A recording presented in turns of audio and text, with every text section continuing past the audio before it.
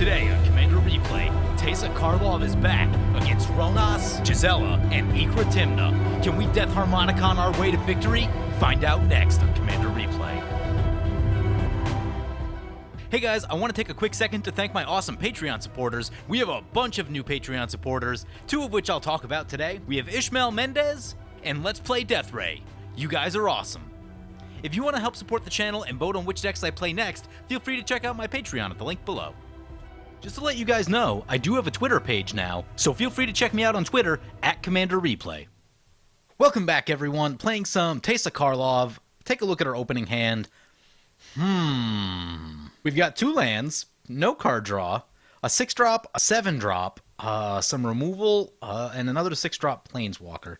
Think I'm gonna mulligan that one. That seems very slow, and if we miss land drops, we gonna be in trouble. This is slightly better, more lands, so we'll need to draw into more action, but at least we have lands, so you guys know me. I put a lot of emphasis on making land drops, so I really don't like falling behind. So for me, this will be much better, and we're going last in the turn cycle. Awesome. It's gonna be a rough one to fight our way out of that. But at least we have this Toxic Deluge, so we can just sit on that for as long as humanly possible, and then try to get everything in a massive board wipe.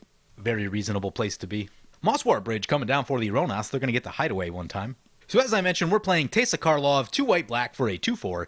If a creature dying causes a triggered ability of a permanent you control to trigger, that ability triggers an additional time. And creature tokens you control have Vigilance and Lifelink. People have been calling this deck Death Harmonicon, and it seems very fitting. Basically, we're just going to try to create as many death triggers as we can, and then get them doubled if Teysa's in play. So pretty sweet little deck. Man, I was trying to do some updates to this deck right before the game, and the deck is still chock full of 6-drops. There's so many good cards that synergize with Teysa. It is really hard to build this deck and cut it down to 100 cards. Like, you have to make some really, really tough choices. Anyway, that's going to bring it to our turn 1. We draw into this Blood Artist. That gives us some early game action. Right here, I think we're just going to play the Godless Shrine tapped, since we have nothing to do on 1. And today I am joined by 3 Patreon supporters. First up, we have Chaotix2075 piloting Gisela, Blade of Gold Knight. Ooh, that is a very powerful creature. Not one that you see out of the command zone all that often. As far as Boros commanders go, I typically see Aurelia a bit more than I see Gisela. And that just strikes me as really odd. Like, Gisela is a really powerful creature. Is it a little bit slow at 7? Yeah, but you just run more mana rocks. You run like 12 pieces of ramp, and 7 mana is no big deal. I mean, I remember one time that I kicked the Josu Vest on turn 4. So 7 mana, Gisela, no big deal. I've gotten Shieldred down on turn 4, turn 5 many times. Not a hard thing to do. Basically, if you have 4 lands and Basalt Monolith, you're at Gisela. No big deal. So, yeah. Anyway, immensely powerful creature, and makes it really, really hard to attack into the player with a Gisela, and incentivizes opponents to kill each other, so we need to be really careful about that one. On top of all the damage that they can do to everyone is doubled. Yeah.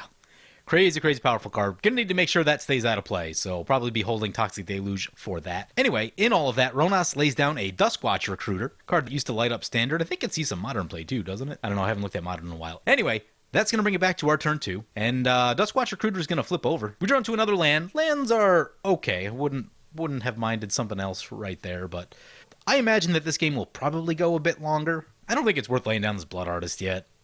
I mean, we have Revelark. Revelark changes it. I thought about just slow rolling the Toxic Deluge for as long as humanly possible, but I'm going to play the Blood Artist right here simply because we have the Revelark and we can get it back. The only thing we need to do is dodge exile effects.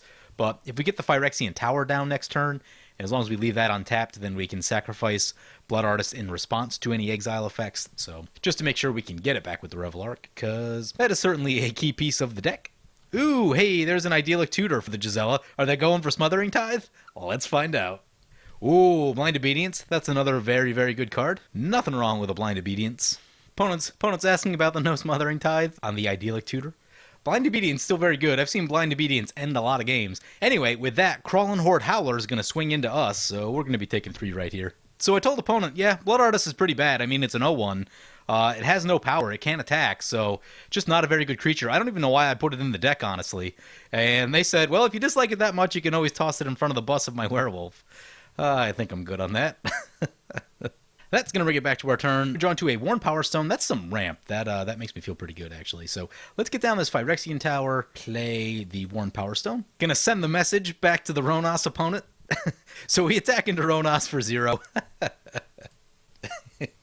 Ooh, hey, War Leader's Helix coming down for the Gisela, and that shoots the Duskwatch Recruiter. Gisela not interested in finding out what opponent will be able to do if all the creatures cost 1 less, and that cost reduction is pretty big. Both sides of that card are really good. The front side, you get the card advantage. The back side, you get the cost reduction. Both very, very good. And an Avarice Amulet coming down for the Rhonas opponent. Card I've always looked at in Boros, but I don't know. Feels a little bit slow. For 6 mana, you can get Staff of Nin, which I think is just a little bit less fragile. I always felt like with Avarice Amulet, if you put it on the creature, then you just make your commander a bigger target. I know that your commander doesn't usually go to the graveyard, so it won't trigger the Die's ability, but even still, for about the same mana, you can get Staff of Nin, and I think I just like that a little bit better. Not saying it's unplayable, though. For me, I've always found it just to be slightly less appealing than other options. So it's a card that I've looked at many times and just never quite really pulled the trigger on. Authority of the Console is coming down for the partnered opponent.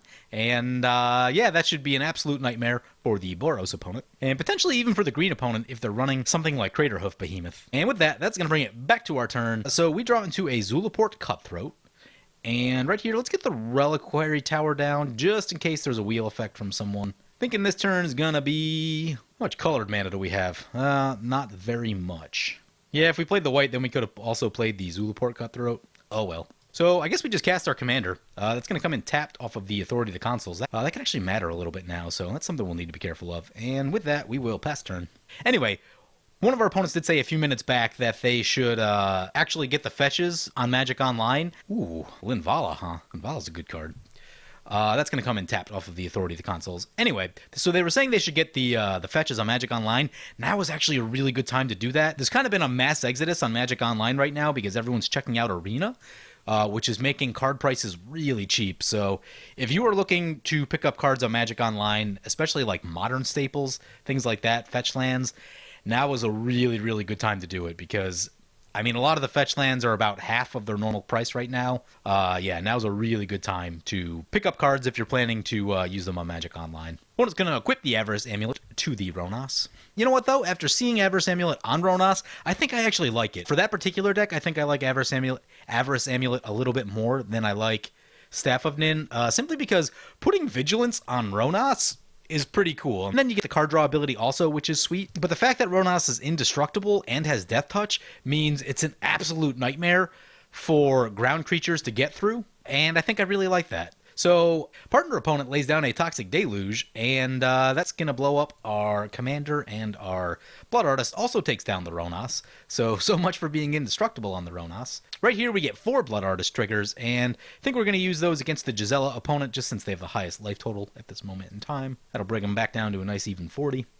Right here, let's play the Plains. Recast our commander. I didn't catch the auto yields in time. Before that play, I had considered sending Teysa to the graveyard should a board wipe come down. But, like I said, didn't catch the auto yields in time. There's that Blind Obedience. So we got a Blind Obedience and an Authority of the Consoles, both really good cards. This deck doesn't have quite as much artifact and enchantment removal as I would like. Like I said, just really, really difficult trying to make decisions in this deck. There are so many creatures that work really, really well with Teysa, and a lot of them happen to be in the 6 converted mana cost slot. It's the 3 mana slot and the 6 mana slot that are just crowded for Teysa abilities, and yeah, like I said, just really tough getting everything you want in here. If I were more of a combo type of player, I could probably get rid of a lot of the 6 drops and really focus on just comboing with the smaller, cheaper, more efficient creatures. But you guys know me, that's not really my game plan. You know, those like turn 5, turn 6 kind of combos. Reminds me a little bit of Carador when I was messing around with that deck a while back. Again, it's not really my thing. I'm going for more of a mid to late game sort of thing. That's one of the things that always kind of drew me to Commander is just, you know, the ability to lay a bunch of 6 drops and 7 drops and, you know, hit things with really big. If I wanted to play a lot of like 2 drops and 3 drops, I would go play Standard. So anyway, opponent recasts their Rhonas and equips it back to the Avarice Amulet. Sounds pretty good. And then a Sword of Feast and Famine coming down for the partner opponent. By the way, I need to actually finish up on our opponents. So our second opponent is Jazz Fox, who recently joined as a Patreon, and they are running Rhonas the Indomitable. Seems like they have a cool little Rhonas build going on right now. I am kind of digging this Avarice Amulet for this particular commander, like I said, because of the Death Touch and the Indestructible. Once you add Vigilance to it, you can basically make your commander like a big brick wall, assuming that it can do its attacking and blocking as normal. So, but yeah, once you do all that, it seems pretty cool. And then finally we have Avnir Cell piloting Tymna the Weaver, partnered with Ikra Shadiki. This should be interesting. I assume it's going to be kind of a high toughness creature beatdown kind of deck, would be my guess. And so they are playing Abzan, and yeah, Abzan, pretty powerful color combination, and lots of strong creatures in there, so we'll see what they're up to.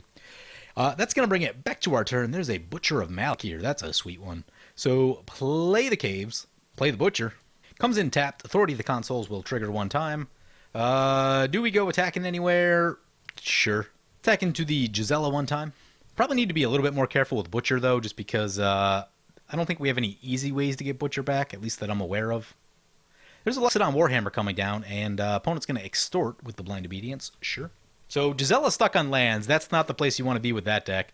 With Gisela, I would probably run 39 or 40 lands because 7 mana, you don't always catch the mana ramp when you need it, but you know, if you're running 39 or 40 lands, you should be able to make all of your land drops for, you know, 6 or 7 turns. Now, what I said applies in paper. When I run 39 or 40 lands in paper, I almost never have mana problems. Magic Online, you can run 39 or 40 mana and still have mana problems. Just, yeah, issues with the shuffler. So Gisela 3 lands behind already. It's pretty rough, actually. And so, yeah, like with a commander like that, that's where cards like Tithe, Land Tax, and Gift of Estates are going to be really, really important. And not a lot of people run it, but actually the 2-mana cat, Oreskos Explorer, is good. If they played that right now, they would get 3 additional planes, and they'd be on their way making their land drops on top of a 2/2 attacker blocker. So that one gets overlooked a lot. I can't overstate how important it is to make all your land drops, especially when you have an expensive commander. So while I was talking, Rhonas did a few things. Rhonas laid down a Rhonas Monument. Creature spells cost 1 less for them, and whenever they cast a creature spell, target creature gets +2/+2 and gains trample until end of turn. And they're going to swing into the Gisela opponent with the 9/7 Rhonas. Woo, that's a pretty big hit. Then they also lay down a Green Warden of Marasa to get back their Duskwatch Recruiter. So, yeah, Rhonas got some stuff going on. Oop, here's a Sword of War and Peace. We got 2 swords on the Tymna. By the way, while this is happening, I'm actually going to send Tymna to the graveyard instead of the command zone. Again, because of the Revel Arc. Opponent putting all the swords on the Tymna. Yup.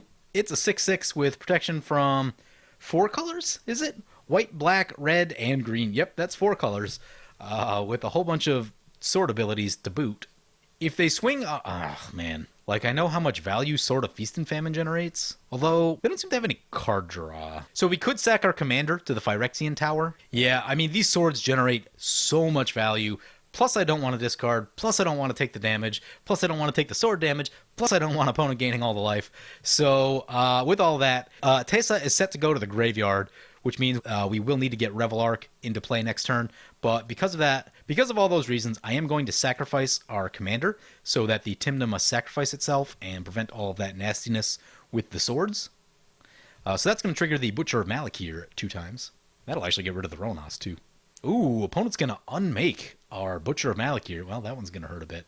Trigger's still in the stack, though, so we will be clearing out all the creatures on board. And plays like this will actually carve a window for Gisela to get back in the game if they can start making land drops again. Because, yeah, with the board getting blown up now 2 turns in a row, the game will slow down quite a bit. And if you do fall behind, that's how you find your way back into a game if everyone just keeps wiping the board while you just try to get caught up. Green Warden of Marasa dies, and were there any legal targets? No legal targets for the Green Warden of Marasa, so they just send it to the graveyard. Yeah, so I mean, if the sword hits, they untap, we discard, then opponent casts their second commander, and, you know, then I don't know what else they have in their hand. Yeah, I like that play right there. Now, had I known they were going to shoot my Butcher, I would have just sacrificed the Butcher. Is it another creature? Oh, whenever another creature. Yeah, so that wouldn't have worked, but... Yep. So I guess we need to get Revel Arc into play. Kind of need some card draw right here. We could use a few extra tools. We do have a number of creatures in the deck that help us draw cards when things die, so... would not mind running into one of those. And then we'll play the Zulport Cutthroat. So we can sacrifice the Revel Arc at instant speed if we need to, and that would get back the Teysa and the Blood Artist. And we'll pass like that. So Gisela finally making their 5th land drop. There's a Balefire Liege. That's a pretty good one. That's a card that I've probably undervalued just a teeny bit in my Boros career. Like, I mean, 3 damage to a player or planeswalker. The planeswalker part is especially relevant. Now, if you cast a couple spells, let's say you get 6 damage to a player. I mean, that's enough to take them from like 26 to 20, and about 20 is where people start thinking Alpha Strikes later in the game. So that damage can matter. Now, if you're talking about like Gisela, where that damage is doubled, where you're probably running more damage doublers, that is a really good card. If you're getting 6 damage a trigger off of Balefire Liege or more, yeah, that's very serious. That is a lot of value, and most non-red Commander players misevaluate how much damage matters in a game of Commander, I think. So a card like Balefire Liege, if you get a couple of triggers with that, I mean, that can put you in a really bad spot. And the fact that it has life gain too is also really cool. Getting incidental life gain off of cards can be really important. For the same reason that I said, like, around 20, a lot of people start thinking Alpha Strikes. You know, if you keep yourself at like 40 or 50, people are like, well, it's going to take me several turns to attack into that, so I really can't do much about it. I'm going to go elsewhere, is the kind of thing that tends to happen. And yeah, incidental life gain in Commander is also very undervalued. Is it good against everything? No, but it's good against enough things that there is value to gaining life. Once again, I've been talking Boros through Rhonas' turn, so they recast Rhonas, recast the Duskwatch Recruiter, and re-equip the Avarice Amulet. So their last turn looked like many of their turns before it. Ikra, and with that brings it to the partner opponent's turn. Opponent casts the Ikra Shadiki and is going to put the Sword of Feast and Famine on it. Yep. It now has both swords on it. Protection from 4 colors is a little bit scary. Ooh, it's also a 7-Eleven? That's a lot. 7-Eleven is a lot. It's also a convenience store. Someone told me the food at 7-Eleven was good, and I immediately did not believe them. We draw into some Lightning Greaves. Yeah, needed a bigger draw than that right there, I think. Do we wipe the board? Blue is the one color they are not protected from. We obviously have no blue cards. In fact, there is no blue at the table, even. So, essentially, opponent has protection from everything at the table, other than board wipes and colorless cards. Ooh. Let opponent know I have removal. If they attack somewhere else, I'll let them keep it. With that, I'm going to lay down the Lightning Greaves, equip the Lightning Greaves, put it on the Revelark. Rhonas is also kind of scary, too. I think, oh man, we have a sweet flying attacker, but I think we got to stay put. This isn't really like a heavy attacking kind of deck. Rhonas, pretty scary. Would like to incentivize them to go somewhere else. The Ikra is very scary. Not that we can block it, but holding up the illusion of blockers seems like a pretty good idea. Oh, here's some nastiness coming. So, Charmbreaker Devils for the Gisela opponent. Another sweet card that I always want to use and just never quite makes the cut. And that's going to trigger the Balefire Liege. Didn't see who they bolted with it. Wasn't us. That's going to come in tapped. And also, opponent gets the Blind Obedience trigger. What is in their graveyard that we need to watch out for? War Leader's Helix and Idyllic Tutor. I believe it is at random. It is at random. But both of those, very solid. Rhonas gets to draw a card on their Avarice Amulet. Opponent's going to look at the top 3 with the Duskwatch Recruiter. Yep, that ability is about to become real good. Going to use that ability one more time. Let's see what they reveal. A Nissa. Okay, we got some ramp. And a Skullwinder. Also a pretty good card. Dowsing Dagger coming down. Yep, that's another good one. Seems to be sort of a Voltron-y kind of Rhonas deck. Opponent going to equip the Dowsing Dagger. Sure. Opponent going to send the Duskwatch Recruiter into the partner opponent. Yep. So that's going to hit. Dowsing Dagger flips over. Opponent does give those plant tokens to the Gisela opponent, by the way. And, yeah. Opponent's card transforms into the Lost Veil. Lost Veil is tapped because the artifact came into play tapped off of the Blind Obedience. So losing just a teeny bit of value there. But next turn they will have a lot more mana than they did the turn before. So Dowsing Dagger, pretty sweet card. There's an Erebos God of the Dead. That's a pretty good one. That'll stop the life gain shenanigans from this Balefire Liege and any also our life gain off of Zulaport and Blood Artist. So pretty relevant card, potentially deserving of an Utter End. Nice. Our plan worked. Ikra Shadiki swinging into the Rhonas opponent. Opponent can draw many cards right here if they want. That's what I would do. Put the sword trigger on the stack and then load up on those Erebos triggers. Plus they have the life gain from War and Peace. Oh yeah. This is, and the life gain from Ikra.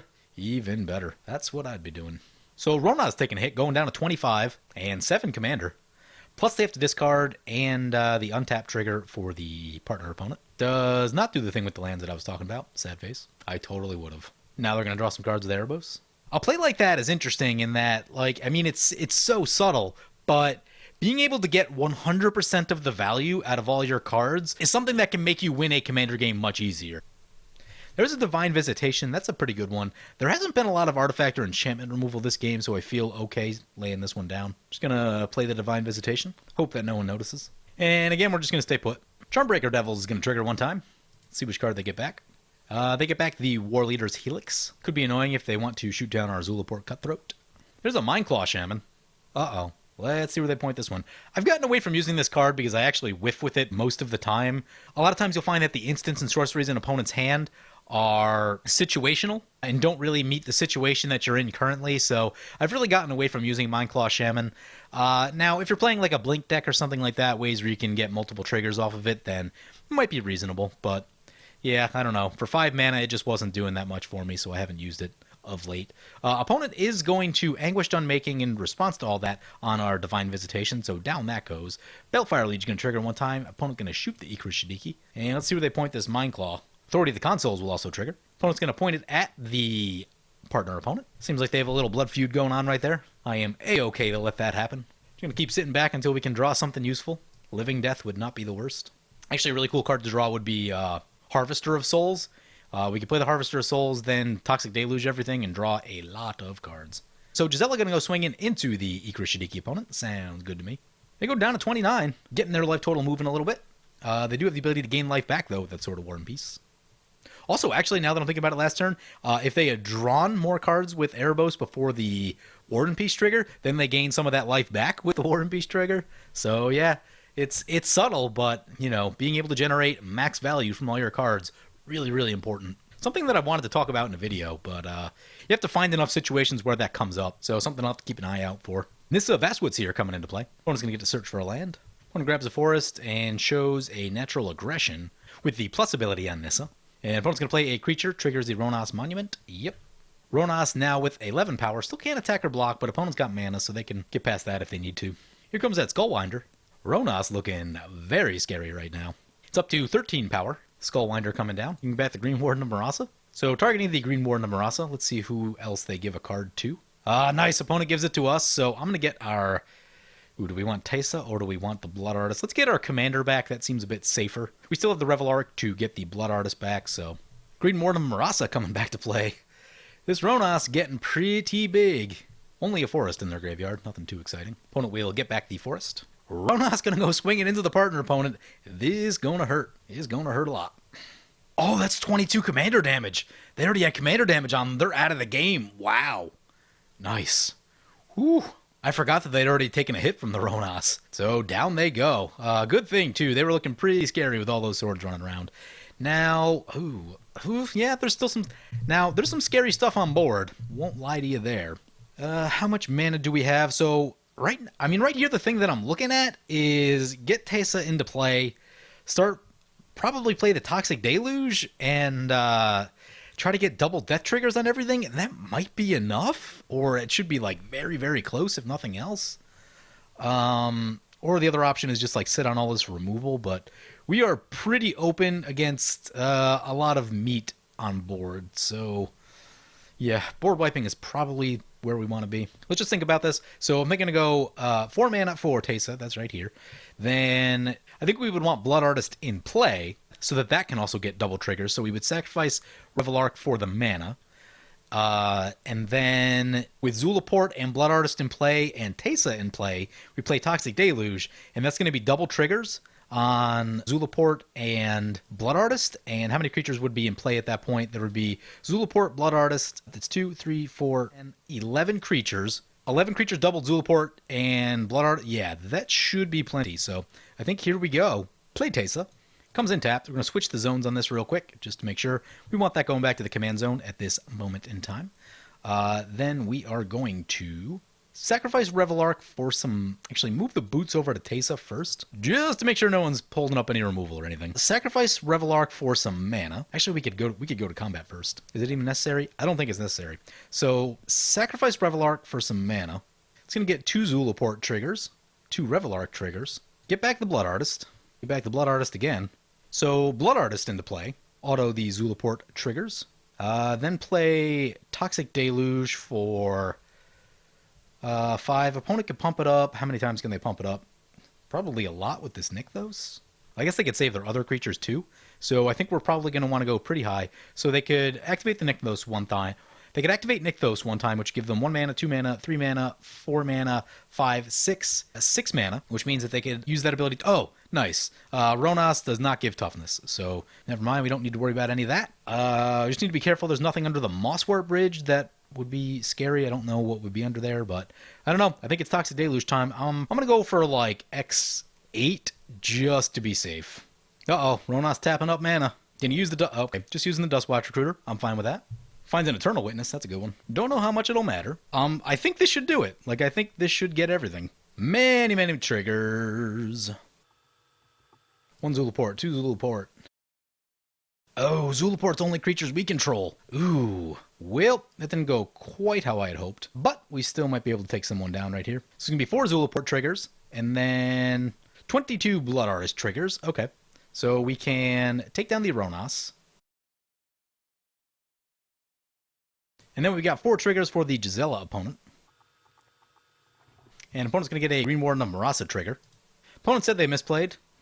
Learn from their mistakes. We don't have much else going on for the rest of this turn, so we're just going to F6 like that and let all these triggers resolve. So down goes Rhonas. And Gisela down to 22. We are up to 60. Yeah. Ooh, hey, that's an Elesh Norn. That's a pretty good one. Okay, so this is a little bit scary. There are now 2 creatures that we need to be worried about from Gisela, which is this Elesh Norn and their commander, which is probably going to come down next turn, I would imagine. And we have only this one Utter End, so yeah. We draw Swamp. Swamps are not helpful. Play the Swamp. I'm going to go ahead and Crush Contraband right now. So, Crush Contraband on Luxodon Warhammer and Blind Obedience, those are gone. We have 1, 2, 3, 4, 5, 6 mana left. I don't know. How much is our commander now? Probably 8. Our commander is 8. So I think we're just going to sit on Utter End and pass like that. We are going to need a big draw if we want to close this game out. Here's the question. If opponent just casts Gisela right here, which I'm expecting them to do, which one do we Utter End? The Gisela or the Elesh Norn? Ooh, they're going to go with an Iroas instead. Well, we can put off making that decision for a turn. And there's a Grand Abolisher. Very nice. It's a 4/4. Yeah, I'm just going to wait. There's a Skull Clamp. Skull Clamp is useful. Skull Clamp is helpful if we had creatures. We do not currently. But we will play the Skull Clamp. Do we play... So what I think we need to do right here, cast our commander, put Skull Clamp on it, and oh, we can't block the Menace. The Menace. So our commander is into play. Let's equip the Skull Clamp. Teysa now a 1/1. Put the boots on it. I don't think opponent can one-shot us right here. They can certainly do a lot. Now, if they cast Gisela, the damage will be serious if they cast Gisela right here, which I'm totally expecting them to do. True Conviction's also a good one. Essentially the same outcome. Ooh, now opponent's going to gain a lot of life back, though. That's scary. This is going to hurt. We can't block because of the Menace. Let's see if we survive. I think we should. Down to 22. All right, we draw to a Teferi's Protection. That is something. At some point, we're going to need to sack our Teysa. Opponent goes back up to 56, so that is a huge swing in life right there. Probably need to shoot this True Conviction. I think we are going to have to sack Teysa to draw some cards. I think we're going to do that right now. So use the Phyrexian. It does need to go to the graveyard, which is a little bit unfortunate. So send it to the graveyard. Sacrifice Teysa. We need some big draws. We need some real big draws. 2 lands. Oh, we get 4 triggers. Okay. The first 2 were not helpful. The second 2, kind of in the middle. Ophiomancer can't exist with Elesh Norn down. That is disappointing. Means we probably need to shoot the Elesh Norn, because then after that we can start skull clamping the tokens from Ophiomancer. Plus those have Death Touch. So yeah, okay. So Utter End on the Elesh Norn. Elesh Norn down goes into exile. Then let us get the Ophiomancer. Do we put the Skull Clamp on there yet, or do we wait? Need to leave 3 men up for the Teferi's Protection. I think I'm just gonna wait. Put the Lightning Greaves on the Ophiomancer. 3. This is a good turn for the Orzhov Basilica. I'll just return this Swamp. Yeah, I guess we could have just put the Skull Clamp on there, but whatever. And then we pass like that. We can actually attack. Yeah, might as well attack, right? Gotta get through opponent's life total somehow. Oh, hey. Opponent has a Grand Abolish route. Wow, I almost missed this. During your turn, opponents can't cast spells or activate abilities of artifacts or enchantments, so that means that we're going to need to Teferi's Protection right now. Yep, can't be waiting on that. Wow, almost walked into that trap. Grand Abolisher almost just got me. So play the Teferi's Protection. Whew, we'll get 1 token on our upkeep, I think, right? The beginning of each upkeep, yeah. Here comes Gisela. So we get back to our turn. Everything phases back in. We get an Ophiomancer trigger. We get a snake. There's a Massacre Worm. That's something. Creatures your opponents control get -2/-2, not our creatures. Massacre Worm doesn't necessarily save us right here, so let's get this swamp down. Our commander's got to be like 1,000,000 to recast, so... Oh, right, she's in the graveyard. We cannot recast her. Yeah, it's basically, I mean, it's got to be a board wipe. That's really what we're looking at. Get this Dark Prophecy into play. Skull Clamp the Snake. I'm a little nervous here. If we don't draw something, we're going to be in trouble. We're going to get to draw 3 cards, 2 from the Skull Clamp, 1 from the Dark Prophecy. Oh my god, that's a Vampire Tutor. Alright. Oh man, I wish I put the Skull Clamp on the Ophiomancer. Well, use the Vampire Tutor. Yeah, that play kind of looming large now, I think. Alright, we need to get rid of all these things. How do we get rid of these? The 1 is indestructible, so that's not great. Gisela is big. What does Rise of the Dark Realms do for us? Or Living Death? Opponent's at 54. Gonna be tough to Living Death our way through all of that. Oh man. Oh, the choices. Could you go for a board wipe? Board wipe doesn't necessarily fix all the problems. 1 Coil Engine is interesting. We get like a Karmic Guide. We have enough to cast Karmic Guide? We do. If we got Karmic Guide, then we could get back Teysa, and we only have 1 sack outlet. So that makes Living Death kind of interesting. If we get back our commander... Oh crap, our timer's running low. Did not see that. We could go for Dusk to Dawn, which would kill Gisela and unanimate the Rhonas. They could probably reanimate. They could probably get it back into creature form, though. And then we could play the other half to get back all of our stuff. That's pretty appealing. How much mana do they have? I can't see. 3, 4, 3, 5, 6, 7, 8. If opponent makes their next land drop, they can recast Gisela. That's not the best. We can get Rise of the Dark Realms. Thinking let's get Rise of the Dark Realms. So then we draw. We draw into Rise of the Dark Realms. Then we sacrifice the Ophiomancer. Dark Prophecy will trigger. Draw a Mana Vault. Oop, almost messed that up. Good thing we drew into that Mana Vault. Oh, right, I needed to play the land return, which I did not do. Mindclaw Shaman will trigger. Apparently we can't cast any cards. We can't cast the War Leader's Helix for some reason. Oh, there it is. So War Leader's Helix on Grand Abolisher. Charmbreaker Devil's going to trigger 1 time. We're going to gain some life. 3 damage to a target. Guess we just shoot opponent in the face. Grand Abolisher down. Blood Artist will trigger. Well, we are running low on time. Opponent's life total's too high for what our timer is at right now. I played really slow through this game. I talked a lot, and that's going to be what gets us. But, I mean, I think from this position, if the timer weren't going to run out, I think we would win. There's an Avacyn. Whew. Oh, maybe not. Yeah, we have 2 flyers. I think we're good. Opponent passes. Okay. Which triggers on us. There's a Crush Contraband coming back to us. Yeah. So we would exile the True Conviction to get rid of the lifelink.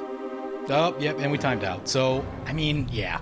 I think from that position, we would have got there. I mean, I spent, what, I don't know, probably 3 minutes trying to figure out what to tutor for right there. So, just playing really slowly today. But, yeah, we were in a good position where I think we could have won the game. Would have taken a while. So, let's see. Opponent attacks us next turn with both things. We would have to block with Linvala and Revelar to stop 1 creature, probably on the Gisela. During our turn, we would sacrifice as many things as we could to Skull Clamp, get the Ophiomancer going. We have Blood Artist and... Yeah, we have Blood Artist and Zulaport in play. So, yeah. It was going to be a battle. It was going to take a lot of time on the clock for sure, but kind of getting a feel on what this deck can do. Yeah, we timed out, so sad face.